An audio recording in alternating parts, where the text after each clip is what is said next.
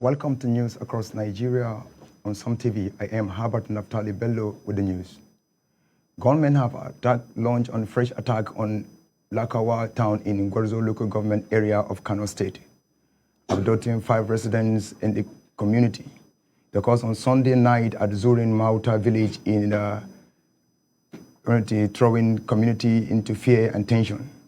The village head of Zurin Mauta, Murtala Mai Angwa, confirmed the attacks having the attackers stormed the area under the cover of darkness, weeks away of the victims to an unknown destination. A security operative has been alerted on working to the track down of the abductors and rescue victims in the Army Brigade of the 3. Public Relations Officer Captain Babatunde Zubairu said the troops are doing their best to return the abducted individuals safely to their communities. Residents of the affected community are calling for sustained security presence to protect lives and property of the state. The Zamfara State Governor, Dauda Lawal, has reaffirmed his administration's commitment to supporting security forces in their effort to eliminate banditry in the state. The governor gave the assurance while receiving the theater commander of Operation Fanstan Yemma, Major General Idris Wara, at the government house in Gusau. Lawal said the government was ready to work closely with the military and other security agencies to address persistent security challenges confronting Zamfara state. Lawal emphasized that the fight against banditry requires collective responsibility, stating that the General Idris Wara, newly appointed theater commander of the Operation Fansanyama, reiterated that the administration, which the governor says remains dedicated to working with the support of the troops, to be united with effort to eliminate banditry in Zamfara. He noted that his administration has consistently supported security personnel deployed to the state and will continue to do so. The governor's commitment towards supporting security forces comes as the state continues to face security challenge. The Nigerian Air Force has also been conducting operations in the state, neutralizing scores of bandits in a recent strike. Again, Zamfara State Governor Dauda Lawal has reiterated his administration's commitment to ending political thuggery by empowering youth through skills acquisitions and economic empowerment programs. The governor stated this at the graduation ceremony of the first batch of youth trained under the Government Enterprise and Empowerment Program (GEP) Skills Acquisition Initiative in Gusau. A total of 1,600 youths were graduated as the first set of the scheme, marking the completion of the phase 1 batch A. The beneficiaries underwent 3 months of intensive training in 21 specialized trades, including tailoring, fashion design, carpentry, information communication technology, hairdressing, and other vocational skills at the end of the program. The graduates were provided with cash grant and tools to enable them establish their own businesses. Lawal also called on, during the inauguration of the Gidan Dawa Youth Skills Acquisition Center, he had assured unemployed youth in the state of his administration determination to improve their living standard. The governor emphasized sustainable peace, economic recovery, and social harmony, and could not be achieved, according to him, if the large segment of the population remained idle and unproductive. He urged the beneficiaries to make effective use of the opportunity, stressing that the skills required to serve as the foundation for financial independence and a better future. Again, to the Cross River State. The Cross River State Anti-Illegal Mining Committee and Task Force arrested over 60 suspected illegal miners in an intensified crackdown on unlawful mining activities. The arrests were made within the last 3 months following the coordinated operation carried out in collaboration with the State Security Advisor, Major General Okoy Ubi Oboma, retired.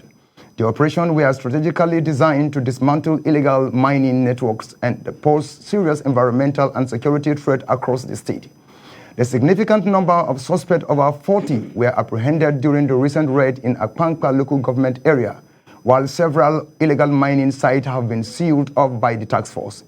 The chairman of the committee, Honorable Prince Paul Ifyong, disclosed the task force is also working closely with the Nigerian Immigration Service to identify foreign nationals involved in illegal mining and plans on the way to deport offenders to their respective countries. The task force launched Operation No Mercy, aimed at flushing out illegal minings, their sponsors and collaborators from effective communities And the task force warned that illegal mining will not be tolerated, stressing that all offenders will face the full weight of the law. Members of the public were urged to support the ongoing effort by reporting suspicious mining activities in the state. Senator Sunday Karimi has also raised alarm over mass kidnapping and killing across Kogi West Senatorial District in Kogi State. The senator described the security situation as dire and requiring immediate government intervention, urging security forces to focus operations on the affected areas and neutralize bandit threat. Senator Karimi expressed deep concern over reports that worshippers were killed and abducted at Ekwa Church in Ayetoro Kiri community in Kaba Bunu local government area in the early hours of Sunday, December 14, 2025. According to the senator, many residents fled the community when bandits reportedly returned to seize control of the area. He noted that all similar attacks took place in Okiagi and Elai community of Mopamoro local government area, where residents of local Tiv communities were kidnapped and killed in coordinated assault. They are highlighting the escalating insecurity across Kogi West. Senator Karimi called on the federal and state government, as well as the security agencies, to take immediate decisive action to protect lives and restore peace in their state. The senator specifically urged the security forces under the leadership of the new defense minister, General Christopher Musa, to focus operations on the affected areas and neutralize the bandit threat. Senator Karimi also recalled the abduction of worshippers at the Cherubim and Seraphim Church in Yagba East 2 weeks ago, noting that the victims remain in captivity. Again, Fosin Bua ruling house of Ijebode has formally disowned Fuji musician Wasiu Ayinde, popularly known as K1 the Ultimate, over his claim to Awujale throne. The ruling house stated that the musician's claim to the Fosimbua lineage is unfounded and invalid. Bayo Onanuga, the special advisor to the President Bola Ahmed Tinubu, in information and strategy shared on his news in X, saying the Ojebode, my hometown, reject Wasiu Afineboro, aka Kwams 1, claim to Awujale throne. The ruling house explained that the musician submitted a completed family particulars and leakage forms, which it was pre-signed and invalid. The form was certified by the purported family unit head, Obama Adetayo Abamaju and Odu Neye Oruboro, 2 days before the musician signed it. The ruling house stated that Orubodo is not registered members of Jadera houses, and therefore no local standee signed any linkage on the form. The family committed to complete the form. They declared it null and void and of no consequence, stressing that the musician's claim for the Fosimbua lineage was rejected.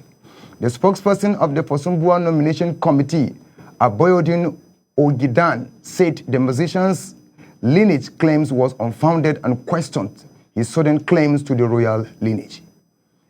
Again, the leadership of the Accord Party in Osun State has accused the All Progressive Congress, APC, of plotting to organize a parallel primary after Governor Ademola Adeleke emerged as the candidate of the 2026 Osun State governorship election. The Accord Party chairman, Pastor Victor Akande, claimed that the APC is sponsoring one of its members to poise as an aspirant of the Accord Party to create a crisis in the state. Akande stated that the APC is resorting to clandestine means because it is unable to rival the political momentum, support, and fellowship that Governor Adeleke commands. He warns that any primary or aspirant outside the recognized national leadership of the party is invalid, null, and void, and urged security agencies and Independent National Electoral Commission, INEC, to be aware of the plot. The APC denied the allegation, saying it is focused on marketing its candidate to win the 2026 election. But the party director of media, Chief Kola Olabisi, stated that the APC is not concerned with the infighting of other parties and is concentrating on its own campaign. And on to Niger State. The Niger Police Command have arrested a 35-year-old woman, Zuera Usman, for allegedly transporting 2,500 AK-47 ammunition for hoodlums. She was arrested in November 4, 2025 in Niger State based on intelligence received by the police. Zuera revealed that she was recruited by the by one Lawali to collect package in Warri, Delta State, and was paid 22,000 as transport fare. The police has also arrested Ahmad, the man who handed Zuera the packages in Delta State. Efforts are ongoing to arrest Lawali, the mastermind behind the operation. The police statement did not specify the exact location where the ammunition was being transported or from. In a separate incident, kidnappers abducted 18 passengers along the Benin-Akure Highway in Edo State. A joint security operation has rescued 11 victims and efforts are underway to rescue the remaining 7, as the police has launched a manhunt for the abductors. 8 suspected child traffickers have been arraigned before Minna Magistrate High Court in Niger State. The suspects, including Leo Ogochukwu, Ngozi Ogochukwu, Henrietta Obioko, and Rosemary Olugbolu, among others, were arrested by the anti-kidnapping squad of the Niger State Police Command for allegedly stealing and selling of children. And according to the police report, the suspects were found in possession of stolen children from various parts of Niger State, with one of the suspects, Victoria Obunoha, confessing to stealing the children and selling them to Leo Ogochukwu for the sum of 1.1 million. The suspects have pleaded not guilty to the charges, which include criminal conspiracy, kidnapping, child trafficking, and the case has been adjourned till January 5, 2026, with the suspect remanded in the Minna Old Correctional Center. The police are continuing their investigation into the matter. A 58-year-old man, Vitalis Nwoko, has been arrested in Imo State Police Command for allegedly killing his wife, Loma. The arrested followed the complaint lodged by the deceased sister at the Ahiazu Mbese Divisional Headquarters, alleging that violence and assault. According to the police spokesperson, DSP Henry Okoye, the preliminary investigation revealed that a misunderstanding between the couple on December 11, 2025 escalated into a physical altercation, leading to the wife's collapse and subsequent death at Cecilia Hospital, Ogbe. The suspect has been transferred to the State Criminal Investigation Department, SCID Owerri, for further investigation and prosecution. The Commissioner of Police, Aboki Njuma, has urged the public to report domestic violence cases and promptly assuring decisive action against the perpetrators. The Rivers State Police Command has arrested 5 more linked to 2 robberies in Port Harcourt, bringing the total number of suspects in custody to 9. The suspects arrested in separate operations are Victor Ukabi, Basil Nwagazie, Ikechinyere Wokem, Obinna Nwako, and Igwe Amabieze, believed to be the receiver of stolen items. The police recovered several exhibits, including a 30 kVA generator, inverter batteries, and 2 rifles rounds in car of the gang leader, Bright Nwazeze, who was previously arrested. The command spokesperson, SP Grace Oringe Koko, stated that the arrest demonstrated the police commitment to justice and relentless pursuit of the perpetrators.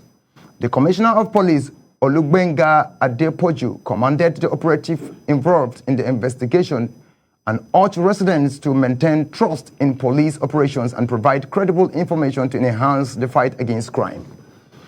Gunmen abduct a retired custom officer, Emmanuel Owolabi, in Ora, a community in Osun and Kwara boundary. They killed the village chief, Dennis, who was returning from his farm. The incident occurred on Monday evening, throwing the community into a panic as residents fled in different directions. The victim's wife, Titilayo, said the gunmen who spoke Hausa demanded money and beat her before abducting her husband. The Osun State Command confirmed the incident and said more deployment has been made to comb the bush in the area. The police spokesperson, Abiodun Ojo Labi, said efforts were made on the way to rescue victims, and adding that 1 person shot dead, but the incident occurred in Kwara State. The police are working hard to apprehend the perpetrators and bring them to justice. And on to Enugu State, the Enugu State Police Command foiled an armed robbery attempt and arrested a 28-year-old suspect, Chimoya Oshim.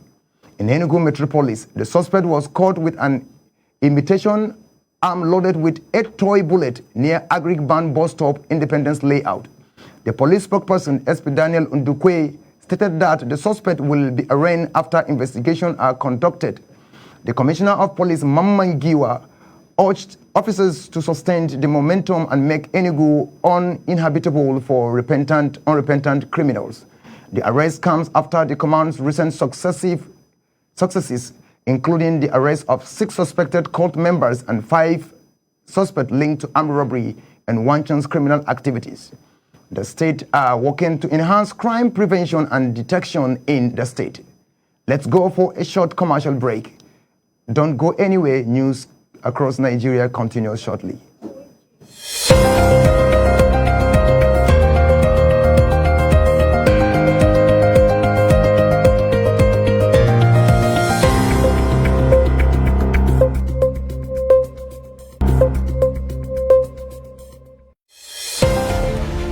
Every day begins with a need to move with purpose, to shop without stress, to send without fear, to pay without delay.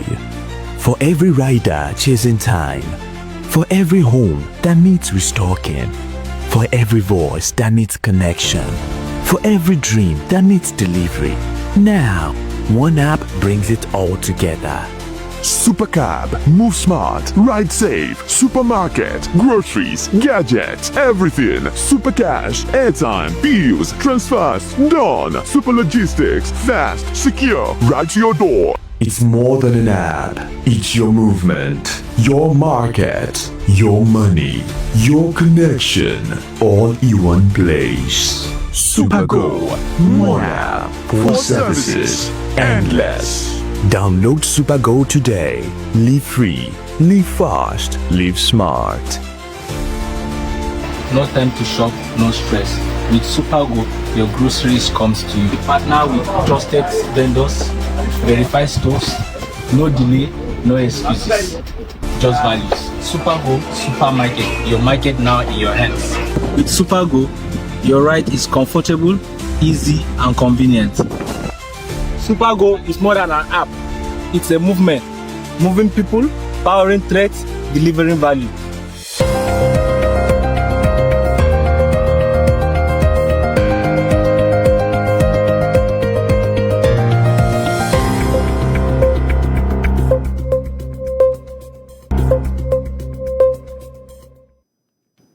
Welcome back.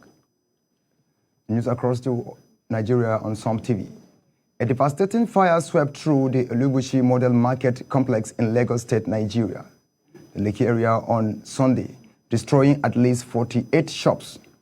The blaze, which broke out around 2 a.m., was quickly contained by emergency responders, preventing further damage to surrounding buildings. According to Dr. Olufemi Oke Osanyitolu, the permanent secretary of the Lagos State Emergency Management Agency, LASEMA, says that the fire originated from a makeshift stairs within the market and reportedly spread to the main building. Preliminary investigative by the LASEMA's shock response made revealed that the exact causes of the fire is still unknown.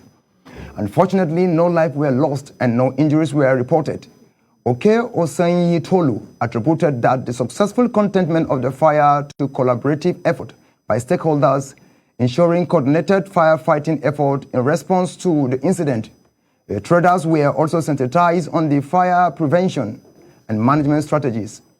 And the market union executives were also advised to install fire extinguishers in strategic locations, while shop owners were urged to install smoke detectors and fire alarms to prevent future occurrences. The governor of Akwa Ibom State, Umo Enos, banned the masquerade in Akwa Ibom State. This has sparked widespread criticisms, with cultural groups, civil society, actors, and legal practitioners condemning the move as an assault on tradition and abuse of executive power. The ban formalized through the executive order was justified by the government as necessary measures to address security concerns, with a report indicating that criminals were disguising as masquerade to harass and assault members of the public. The ban was drawn sharp criticisms from cultural stakeholders and members of the public, who urged that public displays is central to occult tradition among Ibibio, Anang, and Afik people, And critics, including public affairs analyst Owe Lakemfa, faulted the government for criminalizing cultural practice instead of targeting individual offenders, describing the action as discriminatory. And other critics, including activists Assam Wana and Zik Bambri, said the governor ought to engage traditional leaders and masquerade groups to regulate their activities rather than impose a blanket ban. A recent court ruling was granted bail to a masquerade, David Ifyong, arrested for allegedly violating the ban. To further intensify criticism of the government decisions, the Akwa Ibom state government has maintained that the ban remain in force, insisting that it is necessary to protect public safety and maintain order across the state. A gruesome incident has shaken the resident of Sabuwar Gandu area in Kano metropolis as a pregnant woman, Alawiya Nasiru, and a 3-year-old infant baby, Ibrahim, were brutally killed and set ablaze in their home. The incident occurred last Friday evening, and the husband Nasiru Hussaini returned from work and had the lifeless bodies of his family members in a locked apartment with signs of machetes, wounds, and burns. Hussaini, the bereaved husband, expressed his shock and grief, stating that he had left his wife and children in good condition when he went out, only to return to see this horrific scene. He also reported that the perpetrators had carted away their properties before setting the house ablaze. And the incident has sparked fear and panic among residents, who are now calling the authorities to deploy personnel to the areas and ensure justice are served. The Kano State Police Command has confirmed the incident and launched an investigation into the matter, which the police spokesperson CSP Abdullahi Haruna assured the authorities that are working to bring perpetrators to justice. The incident is a stark reminder of the growing insecurity in the region. The residents are urging the government to take concrete steps to address the issue. To the Benue State government, the government of Benue State has directed Joel Model School, Makurdi, to immediately refund the excess 106,000 charges to parents for WAEC and NECO registration. The Education Quality Assurance and Examination Board, BEQAE, deemed the levy is excessive and unjustifiable, stating that the official approved fee for WAEC registration in the state is 28,000 and a handling charge not exceeding 5,000 per examination. The directive followed a complaint from aggrieved parent, leading to a meeting with the school proprietor, principal, and PTA executive. The Benue State Quality Assurance clarified that the registration for WAEC and NECO is optional, and additional cost must be transparent, discussed and agreed upon by parents. So the board condemned the practice such as routine payment through bank accounts, deeming it unacceptable. The school has been placed close monitoring to ensure compliances with those found exploiting parent. Rigged several sanctions, including withdrawal of operations licenses, and the government aims to address the issue of out-of-school children and exploitative practice, which will not be tolerated. A 30-year-old nursing mother and her 10-month-old baby were brutally murdered and dumped in a well in Sheme village, Faskari local government area of Katsina State. The gruesome act was reportedly committed by individuals involved in paternity dispute and deceased. The police have arrested the suspect, a 35-year-old Rabiu, who has confessed to the crime, implicating an accomplice still at large. According to the police, the suspect lured the woman and her baby to the outskirts of Sheme village, where they were killed, bound, and thrown into a well. The Katsina State Police Commissioner, CP Bello Shehu, has condemned the killing, describing it as barbaric and inhuman. The public are appealing to the government and also information to strike down all suspects with the assurance of confidentiality. A 22-year-old truck driver, Toby Oluwatoyi, and his two friends, Jibril Abu, 20, and Shegun Oluwatoyi, 21, have been arrested by the Ondo State Police Command for allegedly staging Oluwatoyi's adoption and collection of 1.5 million ransom from his family. The police received a report from a concerned citizen that Oluwatoyi had been kidnapped, prompting detectives to swing into action. However, their investigation revealed that the supposed victim had deliberately staged his own kidnapping, with his friends to extort money from his family. The state police spokesperson, Oyanlade Olayinka, confirmed that the suspects have confessed to their involvement in the crime and will be charged to court soon. He urged the public to report such incidents to the police and warned against yielding the ransom demand, which encourages criminal activities. Gunmen suspected to be Fulani herdsmen and cattle rustlers have attacked Guam Gada community in Plateau State, killing 4 siblings and injuring two others. The attackers also stole an unspecified number of cars belonging to Alhaji Tanko Adamu. The incident occurred on Friday. The community is still reeling from the shock and attack. The chairman of Mangu local government area, Honorable Emmanuel Wulpun, has condemned the heinous attack, describing it as unacceptable and inhuman. They promise that security agencies will hunt down the attackers and bring them to justice. Wulpun visited the communities to sympathize with the bereaved family and assured the community of increased security measures to prevent further attacks. The Mangu sector commander of Operation Enduring Peace, Colonel Fagbumi, assured the community that more security personnel will be deployed immediately to ensure such an act does not recur.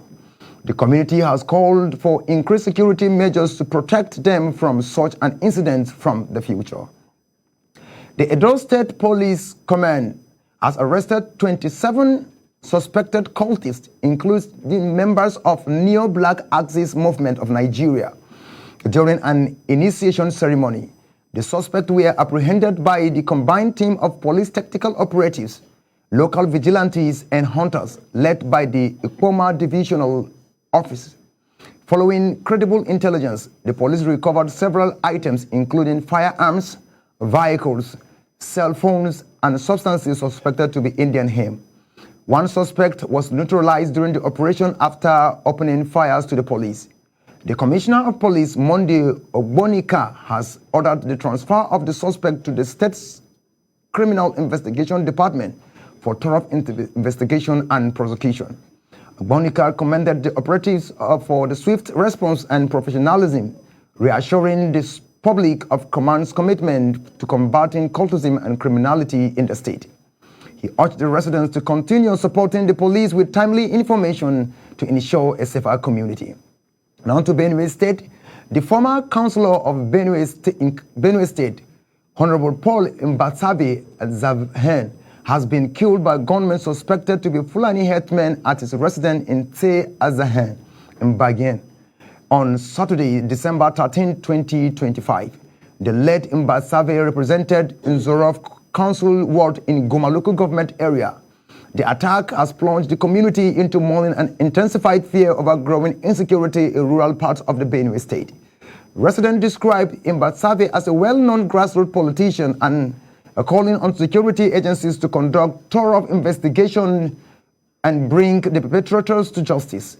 The police are yet to release an official statement, and tension continues to rise in the community and amid concern of potential further attacks. The killing has sparked concern about the security situation in Benue State, with residents urging the government to take concrete steps to address the issue. Thanks for watching. I am Herbert Naftali Bandawa. Good afternoon.